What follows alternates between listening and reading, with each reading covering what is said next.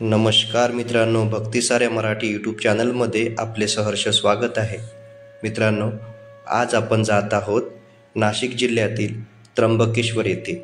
त्र्यंबकेश्वर हे नाशिक शहरापासून 28 किमी अंतरावर आहे. त्र्यंबकेश्वर हे सर्व 12 ज्योतिर्लिंगापैकी विशेष एक ज्योतिर्लिंग आहे. हे स्वयंभू मंदिर आहे.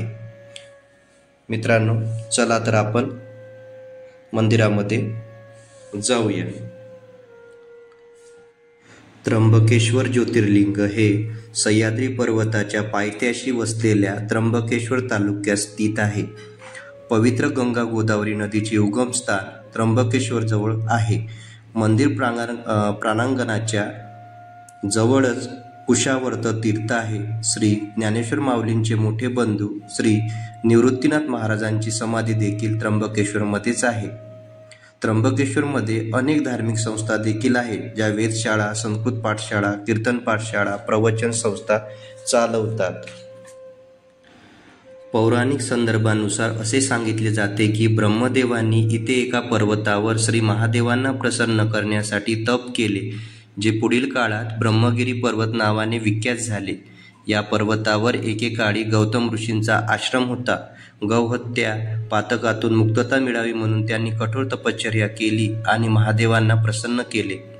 गौतम ऋषींच्या विनंतीवरून महादेव येथे त्रिमूर्ती होऊन ज्योतिर्लिंग स्वरूपात विराजमान झाले. तेव्हापासून हे स्थान त्र्यंबकेश्वर म्हणून ओळखले जाऊ लागले. ज्योतिर्लिंग हा शब्द प्रकाशस्तंभला दर्शवितो.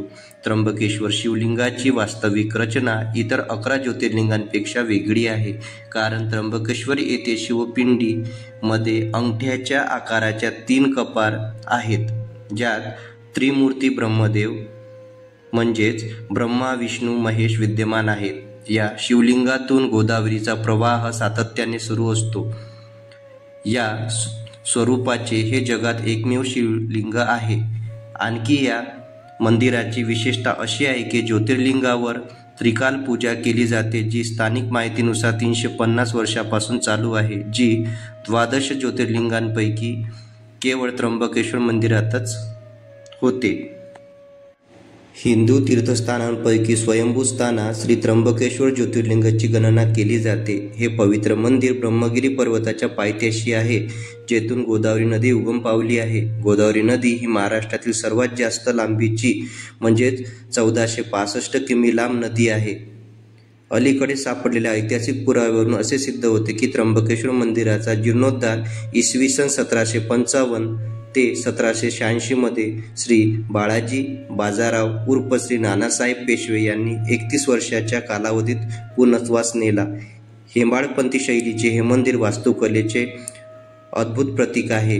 मंदिराची उंची 90 फूट असून त्यास 5 कळस आहे. हे मंदिर काळ्या पाषाणात बांधले आहे, ज्यामुळे मंदिराच्या सौंदर्यात भर पडते. इथे येणाऱ्या भक्तांना दर्शनाची सोय व्हावी म्हणून मंदिरात प्रवेशासाठी 6 ते 7 रांगा करण्यात आल्या आहेत. मंदिराच्या प्रवेशद्वाराजवळ नंदीची संगमरवरी मूर्ती स्थापित आहे.